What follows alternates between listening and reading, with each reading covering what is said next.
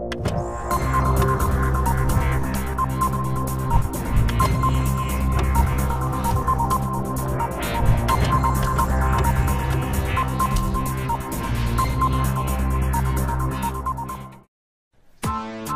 the bell icon on the YouTube app and never miss another update. पानी में तस्वीर बना सकते हो तुम, कलाम को शमशेर बना सकते हो तुम। कायर हैं जो तकदीर पर रोते हैं, कायर हैं जो तकदीर पर रोते हैं कमांडोज, जैसी चाहो वैसी तकदीर बना सकते हो। नमस्कार मित्रों एंड जय Hind commandos.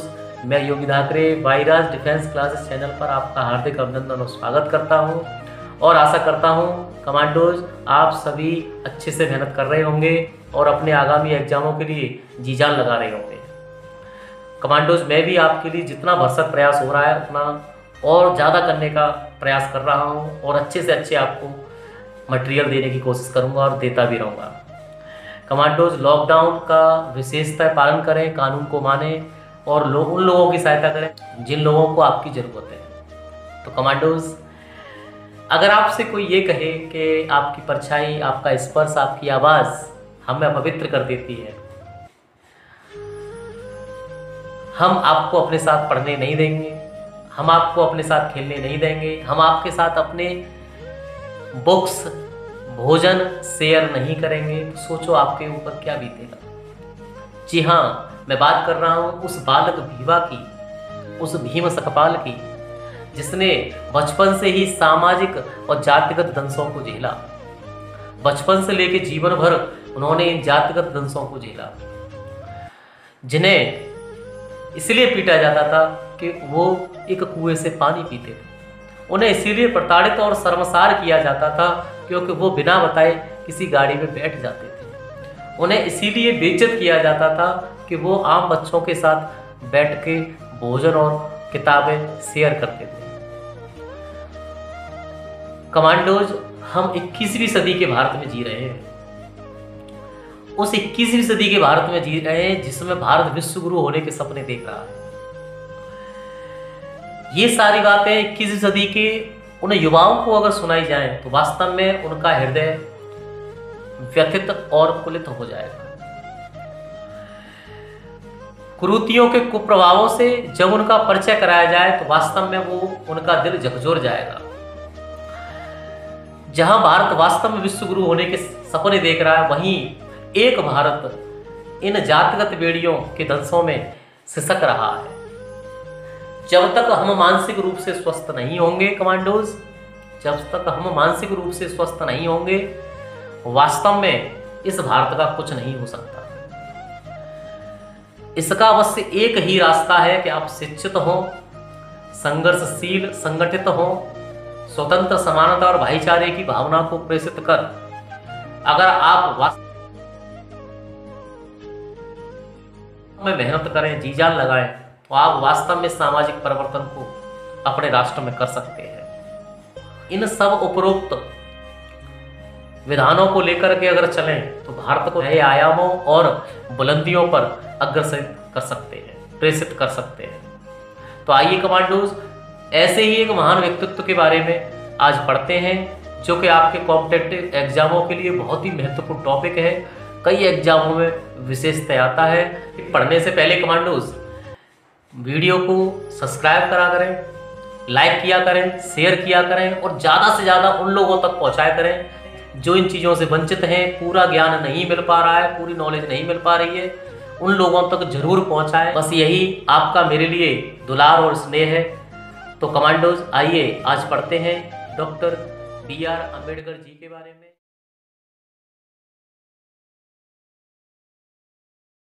So let's begin commandos to know about doctor B.R. Ambedkar. आइए जानते हैं डॉक्टर भीमराव रामजी अम्बेडकर के बारे में। जैसा कि नाम आपको पता चल रहा है, डॉक्टर भीमराव रामजी अम्बेडकर, ये रामजी शब्द योगी सरकार में जोड़ा गया। वहीं आम्बेडकर या अम्बेडकर के नाम से जाने जाते हैं। उपनामों में मानवता, वंचितों, पीड़ितों और शोषितों के मसीहा के रूप में यूएनओ ने इन्हें विश्व का प्रणेता कहा। वहीं आधुनिक राष्ट्र का निर्माता भी कहा जाता है इन्हें। भारतीय संविधान के शिल्पकार, आर्किटेक्चर के रूप में जाने जाते हैं। अ सिंबल ऑफ नॉलेज, ज्ञान के प्रतीक के रूप में। विश्व रत्न, नारियों के मुक्तिदाता, श्रमिकों, किसानों, नारियों के मुक्तिदाता के रूप में जाने जाते हैं। वही आरबीआई की स्थापना में मुख्य भूमिका के रूप में, संविधान की प्रारूप समिति के मुख्य अध्यक्ष के रूप में, हिंदू कोड बिल निर्माता के रूप में, दूरदृष्टि और वैज्ञानिक सोच के धनी, अर्थशास्त्री, राजनीतिक, वहीं स्वतंत्र भारत के पहले न्याय और विधि मंत्री के रूप में डॉक्टर भीमराव रामजी अम्बेडकर को जाना जाता है। इनके बचपन के नाम भीवा भीम सकपाल अम्बावडेकर प्रमुख थे। वहीं इनका जन्म 14 अप्रैल 1891 में इंदौर के महू एमपी में एक सैनिक छावनी में हुआ, जिसे अब वर्तमान में डॉक्टर अम्बेडकर नगर कहा जाता है। वहीं इनका पैतृक गांव महाराष्ट्र के रत्नागिरी जिले में अम्बावडे है। वहीं इनके पिताजी का नाम रामजी मालोजी सकपाल, जो कि सेना में सूबेदार के पद से रिटायर हुए। माता भीमाबाई, ये अपने माता पिता के आखिरी और 14वीं संतान थे। मराठी महार जाति से इनका संबंध था। वहीं इनका विवाह रमाबाई से 1906 में हुआ, जो कि उस समय 9 वर्ष की थी और ये 15 वर्ष के थे। इनका निधन 1935 में हो गया। वहीं इनका दूसरा विवाह डॉक्टर सविता कबीर, जिन्हें डॉक्टर सविता अम्बेडकर कहा जाता है, से हुआ 1948 में।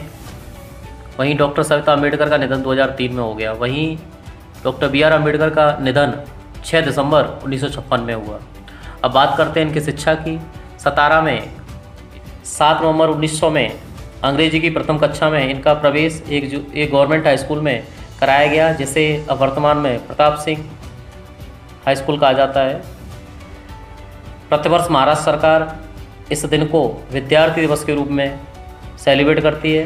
वहीं जब ये 4वीं कक्षा में उत्तीर्ण हुए तो इन्हीं की जाति वर्ग में एक विशेष महोत्सव मनाया गया, जिसमें इनके दादा कैलुस्कर ने इन्हें एक पुस्तक भेंट की, बुद्ध की जीवनी, जिसे पढ़कर ये बहुत ही प्रभावित हुए। वहीं 1897 में जब इनके पिता मुंबई शिफ्ट हुए तो एल्फिस्टन रोड पर एक जूनियर हाई स्कूल में इनका प्रवेश दिलाया गया। इस विद्यालय में प्रवेश करने वाले पहले ये दलित विद्यार्थी थे। वहीं 1908 में 12वीं की परीक्षा उत्तीर्ण की। 1912 में बॉम्बे यूनिवर्सिटी से, बॉम्बे विश्वविद्यालय से अर्थशास्त्र और राजनीति शास्त्र में स्नातक की परीक्षा पास की।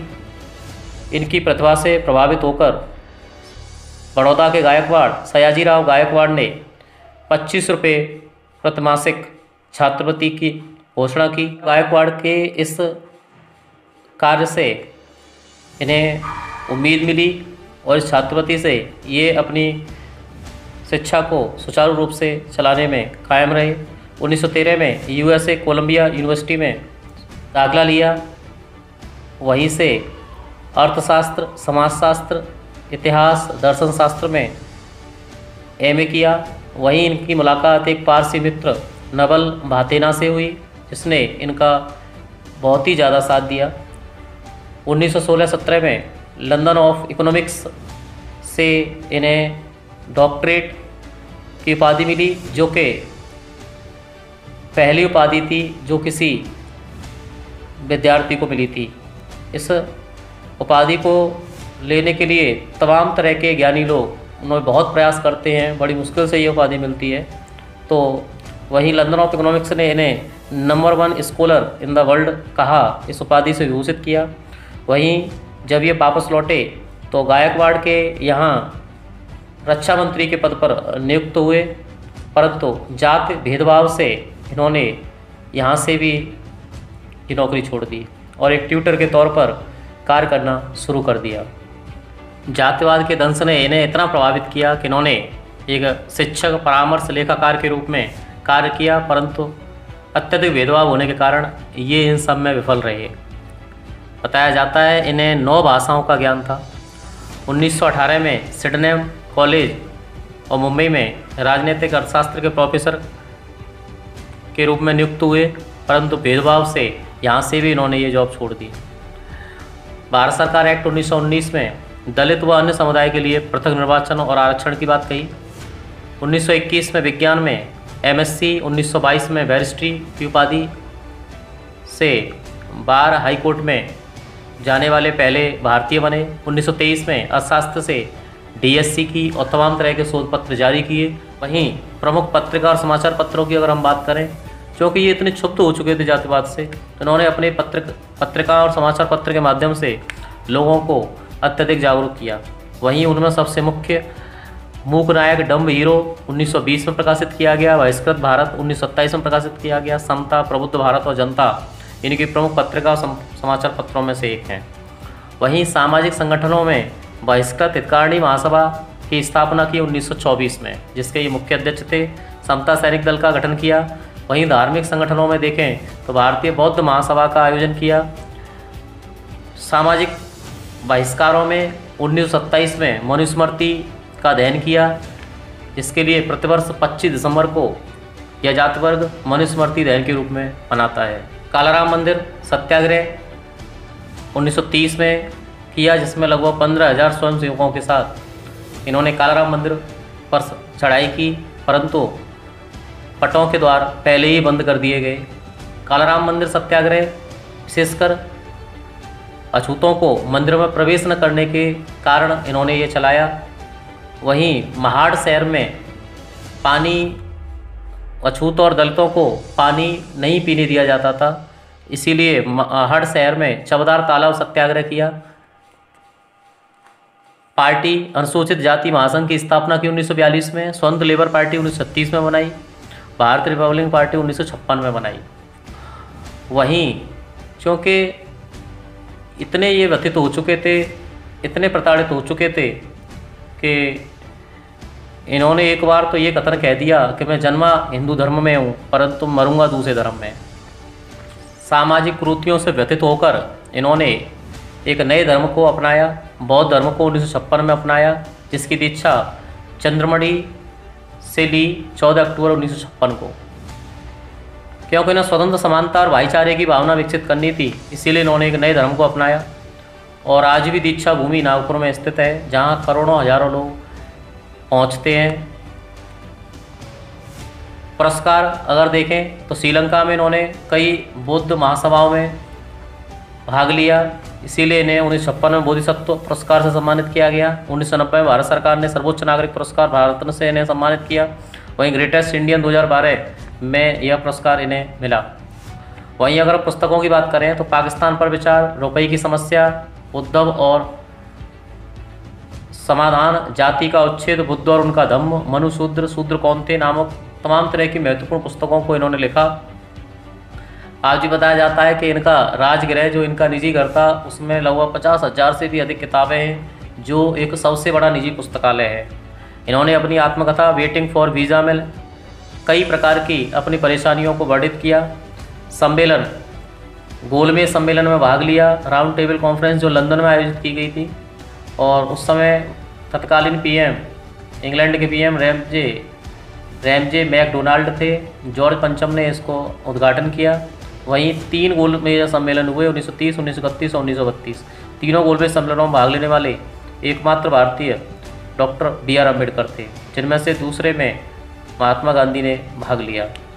वहीं संधि की बात करें तो 24 सितंबर 1932 को महात्मा गांधी और BR अम्बेडकर के बीच एक समझौता हुआ, जिसे पूरा पैक्ट कहा जाता है।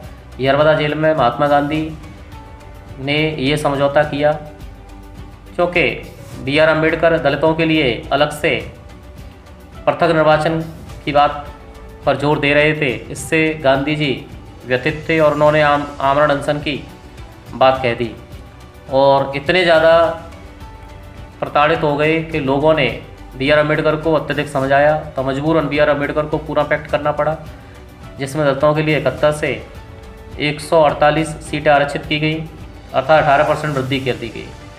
वहीं 1932 में सांप्रदायिक पंचायत की घोषणा की गई। कम्युनल अवार्ड कहा जाता है इसे, जिसका मुख्य उद्देश्य बांटो और राज करो था। क्यों गांधी जी इसीलिए आमरण अनशन कर रहे थे, क्योंकि वो नहीं चाहते थे कि पृथक अलग से निर्वाचन हो, भारत बटे, जिससे भारत की आज़ादी में कोई दिक्कत आए। वहीं डॉक्टर BR अम्बेडकर के पदों के बारे में अगर हम बात करें तो राज्यसभा में सदस्य के रूप में मनोनीत किए गए बॉम्बे से 1952 से 56 में। वहीं पहले कानून और विधि मंत्री बनाए गए मंत्रिमंडल में 1947 से 51 में। वहीं ड्राफ्ट कमेटी प्रारूप या मसौदा समिति के मुख्य अध्यक्ष बने 1947 से 50 में। वहीं वायसराय की कार्यकारिणी परिषद में श्रम मंत्री के रूप में 1942 से 46 में नियुक्त किए गए। वहीं अगर हम बात करें सबसे पहले और महत्वपूर्ण तथ्यों के बारे में, तो ये बहुत ही ज़्यादा इम्पोर्टेंट है हमारे लिए। बताया जाता है साइमन कमीशन के सदस्य के रूप में भी इन्हें मनोनीत किया 1928 में, परंतु चूँकि साइमन कमीशन का, व्हाइटमैन कमीशन का हर जगह बहिष्कार किया गया, इन्होंने इससे इस्तीफा दे दिया। वहीं सबसे पहले और महत्वपूर्ण तथ्यों के बारे में अगर हम बात करें तो ये एकमात्र व्यक्ति थे जिसके स्टैचू पूरे विश्व में सबसे ज़्यादा हैं। वहीं ऑक्सफोर्ड यूनिवर्सिटी द्वारा 10,000 वर्षों के 100 मानवतावादी सूची में इन्हें 4th स्थान मिला। ये भी अपने आप में बहुत बड़ी बात थी, बहुत बड़ी उपलब्धि थी, जो कि पहली थी। पीने के पानी के लिए पूरे भारतीय इतिहास में किया गया पहला सत्याग्रह का श्रेय इन्हीं को जाता है। वहीं एकमात्र नेता थे जिन पर सर्वाधिक गाने और किताबें लिखी गई। वहीं लंदन स्कूल ऑफ इकोनॉमिक्स से डॉक्टर इन ऑल साइंस प्राप्त करने वाले ये विश्व के पहले व्यक्ति थे। वहीं इस लंदन स्कूल ऑफ इकोनॉमिक्स से 8 वर्ष वाली पढ़ाई, जो कि बहुत ज़्यादा मुश्किल थी, उसे 2 वर्ष और 3 महीने में ही 2 वर्ष और 3 माह में ही पूरा कर लिया। कोलंबिया यूनिवर्सिटी में 2004 में 100 विद्वानों की एक लिस्ट जारी की गई, जिसमें सबसे अव्वल स्थान पर इनका नाम आया, जो कि अपने आप में पहली बात थी। वहीं बात करें प्रोफेसर अमर्त्य सेन की, जो कि 1998 में पहले भारतीय थे जिन्हें अर्थशास्त्र के क्षेत्र में नोबेल पुरस्कार मिला, कल्याणकारी अर्थशास्त्र के लिए। वे भी अर्थशास्त्र में इन्हें अपना पिता मानते थे। हमारे तिरंगा में जो अशोक चक्र है उसे लाने का श्रेय इन्हीं को जाता है। 26 जनवरी 1950 को इसे अपनाया गया। एमपी के विभाजन के बारे में कई पत्रिकाओं में इन्होंने कहा, जो कि 2000 में लागू किया गया। एमपी को छत्तीसगढ़ से अलग कर दिया गया। वहीं एकमात्र पहले ऐसे भारतीय थे जिनकी प्रतिमा लंदन में कार्ल मार्क्स के साथ लगाई गई, जिन्होंने दास कैपिटल लिखी। विदेश जाकर के अर्थशास्त्र में डॉक्टरेट की उपाधि प्राप्त करने वाले ये पहले भारतीय थे। इन्हें 9 भाषाओं का ज्ञान और 32 डिग्रियां और 64 विषयों पर महारत थी। बताया जाता है 370 के खिलाफ थे ये। फैक्ट्रियों में जो मजदूर 12 से 14 घंटे काम करते थे, इसमें संशोधन कर इन्होंने ये 8 घंटे कराया। प्रमुख पुस्तकों में भारत में जातियाँ, उनका मशीनीकरण, भारत में लघु कृषि और उपचार, कई ऐसी महत्वपूर्ण पुस्तकें लिखी जिनसे कई आयामों को खोजा गया। स्टैचू ऑफ इक्वलिटी मोदी सरकार में 137.3 मीटर महाराष्ट्र के दादर में 2015 में शिलान्यास किया गया, जिसका निर्माण 2022 तक पूरा हो जाएगा। Statue of equality, statue of unity Sardar Patel के को लेकर के है। वहीं statue of equality doctor BR Ambedkar को समर्पित है। वहीं statue of unity Sardar Vallabh bhai Patel को समर्पित है, जो कि गुजरात में स्थित है। डॉक्टर BR अम्बेडकर अंतर्राष्ट्रीय हवाई अड्डा नागपुर में स्थित है।